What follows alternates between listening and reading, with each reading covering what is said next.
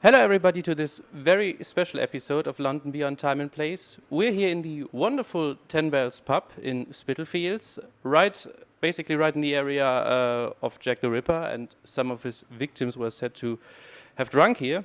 My guest today is the wonderful Elva Trill, an Irish actress and musician who's known for several not only TV, several films, TV series, and we're going to talk about some of these things in a minute. She's also a vocalist, if I'm right, of The City and Us. Correct me if I'm wrong. That's correct. And so, as I said, we're here in the Ten Bells, right in the heart of Spitalfields.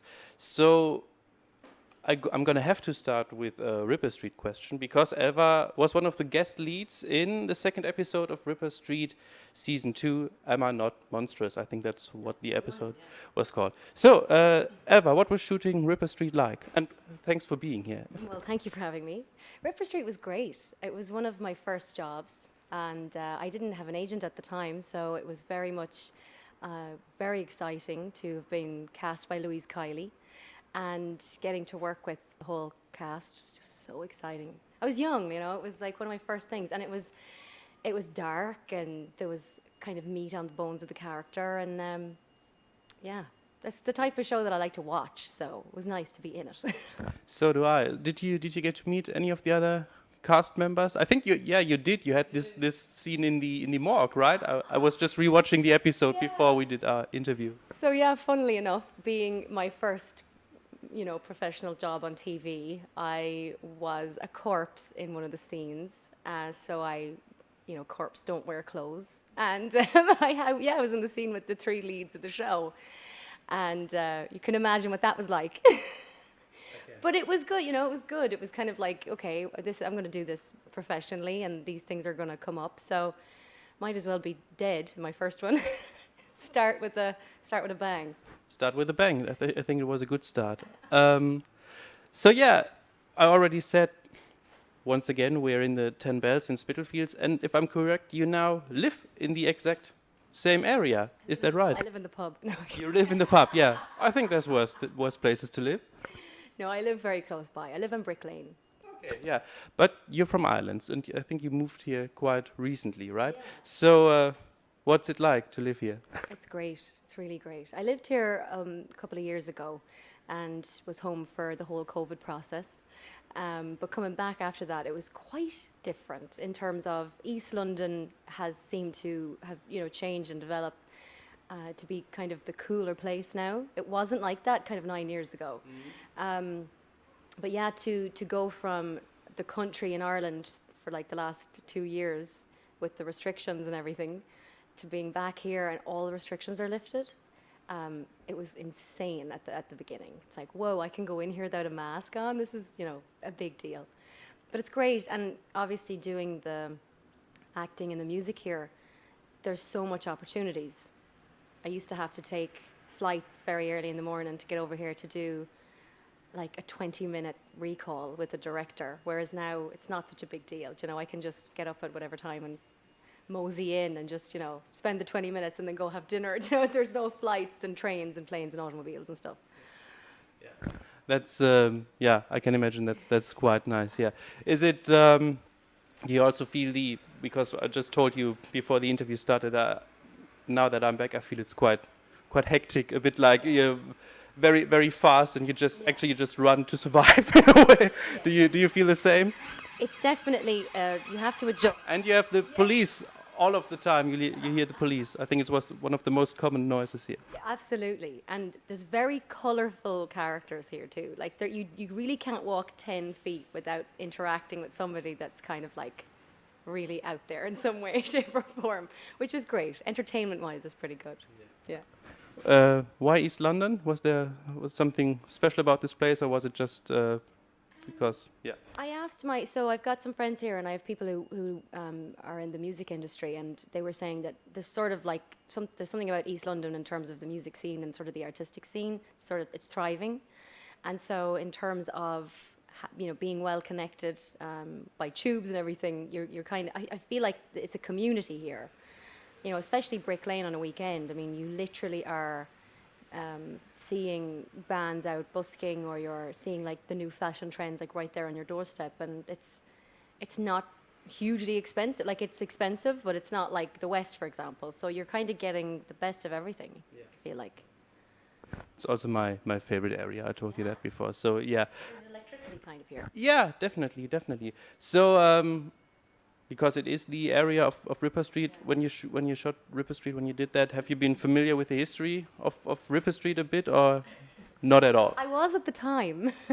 I definitely remember looking it up at the time. My mum actually came over to visit a couple of days ago, and we were going to do the Ripper tour, but we didn't in the end. I'm sad I didn't now. I'd have loads of facts for you. But do you have facts? Tell me them all. Oh, yes, I have. I can do a Ripper tour with you, but I think your mom's gone now. So next time, yeah. But I could tell you a lot of facts. I think in the episode that you did there was also the Elephant Man, right? Yeah. Played by, let me see, before I say it wrong, actor Joseph Drake, in this wonderful makeup. Very, very, just like the Elephant Man Joseph Merrick used to look like. Did you have scenes with him? I'm not quite sure. I didn't, but I met him on the set, and I just remember thinking, for someone that had so much prosthetic work done, what he, in terms of emotion, what he was able to get across was sort of incredible. Yeah. It was all in the eyes, wasn't it? Yeah. It's a good actor. Definitely, yeah. So, enough of Ripper Street. Maybe you can tell us a bit about your career in general, how your career started, and maybe just how you became an actress. Yeah. To be honest, I mean, I always liked the idea of being an actor. But I think where it truly began was when I went for an audition. It wasn't through a casting agent. I didn't have an agent at the time either. So I remember myself and my friend David Sullivan from Galway, we saw this thing on the internet, and it was Show Up. It was for a TV show called Amon Gáthair, which is like in the name of the father, and there was 3 parts to it. And so it was based on a woman called Josephine Brown, who basically worked for, who did she work for? She was working with Britain, but she was also going against her own people during the Troubles. But she wanted to get her children back because her in-laws wouldn't give them back to her because she left her husband and the in-laws took them. But anyway, went to the audition with my friend. We got lost several times. We couldn't find the place. It was pissing rain. And I just remember my friend saying, I think this is a sign we shouldn't go. Like, we're already late. Like, they're definitely not going to let us in. And I was like, no, let's keep trying to find this place. This was before, like, sat-nav, you know. Anyway, we eventually get there. They're about to close the doors, and they let us in. And we did the audition, and we both got roles in the show. And it was from that we kind of springboarded to being able to, at least have something to show a casting director, to be like, if you're, please think of me for something.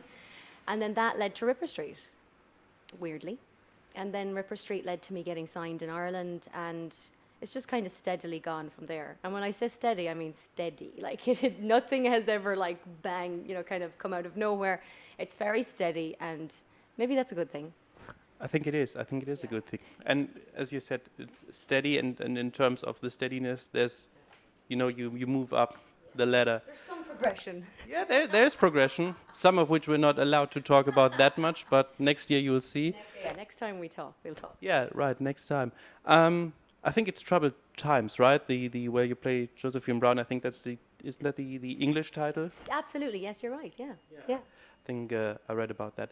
So, you also played in Line of Duty, I think, for a couple of episodes. I did. It was funny because, it was, you're not supposed, as an actor, you're told not to say it was a small part because there's no small parts, right? But actually, it turned out to mean an awful lot more to me than on paper, in terms of being able to, because it's such a beloved show. So, when somebody sees that you've kind of been involved in that, it's a night, they kind of go, oh yeah, I know that one. It's kind of the only one that people really know for a while when it's the most popular thing. But it's such a good show. Like, it was so fun to be on it. I wasn't on it for very long, but it was incredibly fun. Yeah. I just remember laughing an awful lot.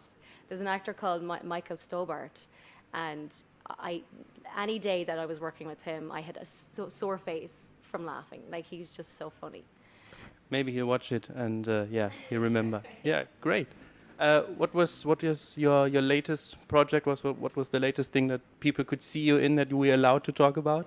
There's a movie that I worked on in Cyprus with a director called Francesco Cinquemani. It's called The Ghosts of Monday, and it stars Julian Sands.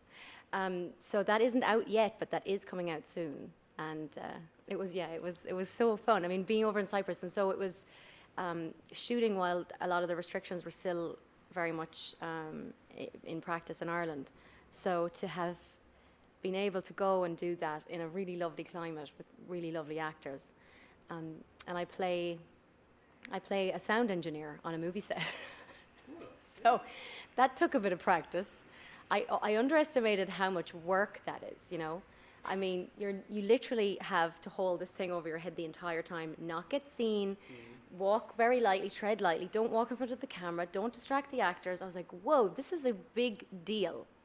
And It is. holding a big heavy pole the whole time. So yeah, major respect to the sound engineers out there.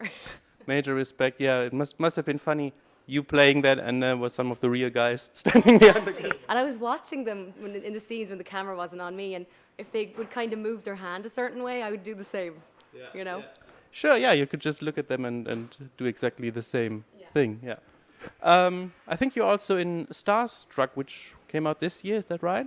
Yeah. Can you tell us a bit about that? It's actually not aired yet. It's going to be on BBC Three, I think. And that was great. That was really, really fun to work on. Again, it's one episode, but I watched the first season and I loved it. It was so funny. The writers are phenomenal and the actors are great. And yeah, I had a really good time on it. It's shot here. It's shot in London too. So it was the first. It was actually when I got cast. It was kind of like my sign that it was time to move back here. You know. I understand. So I said, look, I'll go over with the job, and then I'll stay. Was it a good decision so far? Very much so, yeah. Very good. I already mentioned it that you're also a singer. Maybe you can tell us a bit about the city and us and you as a singer, Elva. Yeah, I've been singing for a long time, but the bands are quite new. I mean, we really got things going pre-COVID, and obviously that was a little kind of time where we all had, you know, chill time and time to relax. We wrote lyrics. There's lots of songs have been written now. We're in the process of putting them out. So the first single drops on November 1st. So we're very excited. Yeah. And we love this song. You know, I think, you kind of have a lot more love for some songs than others, and I just have a lot of faith in this one. So hopefully you like it. I'll let you know when it's properly out there. I think I'm gonna like it. Yeah. But I'm gonna write when we release the interview. I'm gonna put a link so that people can listen to it. So can you tell us a bit about what you're currently working on and what your next projects are? Well, with the band, we are organising with the release of the single, and then we have 2 more songs after that we're going to release. We've got really good management here in London, which helps as well. We have our manager is Chris, and he's just Chris Keown. Put him in there. I will. He's great, and so he has this trajectory plan for us now, and everything's on track so far. So I'm also doing some solo music. It's nice actually because coming over here, I found this community of musicians, weirdly through a rock bar that I went to one night, met like one person, and from that I found out that this person has like their own music store on Denmark Street. And so now we go in, I don't know, it's called 6060 Sounds is the name of the record store. Yeah. And they basically like bring you in to sort of do like some sessions and, talk to them about music and stuff like that. So that's been like the nicest thing about being back here, is that you have that creative community that you can kind of find yourself in. Yeah. And that's now led to doing some solo music with them. So on the acting front, there's a couple of nice little things. It's such an annoying answer. We can edit things out in the aftermath if you say too much. Okay. Well, yes, I do have a movie that's coming out in June of next year, called Jurassic World Dominion. But it's again a small part. I know that my mum will be listening. Did you stress that it's a small part? I'm like, yes, I did. I do. But you're in it. Yeah. I think it's going to be great. And I am excited to tell the story of how that came about, because that kind of supersedes the actual being in it. It's like how that happened was so mad that, when it's all out and I can share that, it'd be nice. Yeah, I'm excited to hear that story. You're gonna have to tell us then. So when can we listen to your solo music? That's a good question. I'm hoping to have something out by December. Let's hope that happens. But with the band, it's more now on track. Like that kind of is the main priority. So it's more of my, I don't know, like a passion project to do the song myself or whatever, do a couple of songs. So it's a little bit heavier. You know, it's kind of taken some influence from darker music. Actually, Rammstein is an influence. Yeah, of course. Yeah. It's so funny because when you say that to someone from Germany, they're like, meh. But they're so big in other places. They are. They are. I mean, they're very big in Germany. Yeah. I've seen them live once. Was Did it change your life? No, actually, it didn't. Actually, it was. I was a bit surprised because I was quite close to the stage, and I thought, yeah, I got a lot of heat, and I got a lot of fake sperm when he did the penis thing, the cannon. The highlight of the show, really. Yeah, the highlight. We all wanted that. We were waiting for that. And but I love them. yeah. I absolutely love them. But I was surprised because I expected to, when the show starts, to be like, you know, metal shows and rock shows to move around. But everybody was just standing in the same spot and going like, and sing along. That's so true. That's so true. I think it's the military beat, right? That it doesn't lend itself to the crazy mosh pit, but it does lend itself to like standing firm and kind of, singing along or whatever. Yeah. I think, you're right. That's it. So, yeah, I'm excited to hear that. A bit of a Rammstein influence with your voice. I think that could be nice, yeah. Oh, that's the dream. Imagine going on tour with Rammstein. If you ever need a drummer in Germany, let me know. I do. Oh, nice. I play right now I play in a stoner rock band called Pariah Lord. So yeah, maybe we'll get in touch. Send that on to me. I will, yeah. We just recorded an album, but it's gonna come out next year. But I will let you know. What's the name of the album? Do you know? Yes, but I'm not gonna say that also because You're doing an actor thing now. You're not telling us the whole information. no, I'm not. Yeah. But we're a band. We're three guys, so I have to respect them, and I can't just tell the rest, the title of the album. Okay, Elva, thanks for taking the time to join me here for a pint in this wonderful location in the Ten Bells pub, and to talk to us about Ripper Street and your career and your music. And cheers, Elva. Thank you very much. I would cheers you, but I don't have one yet. But I'll get one. I think it's bad luck to cheers at one. Then we shouldn't do it. I'll do a little sláinte. Yeah.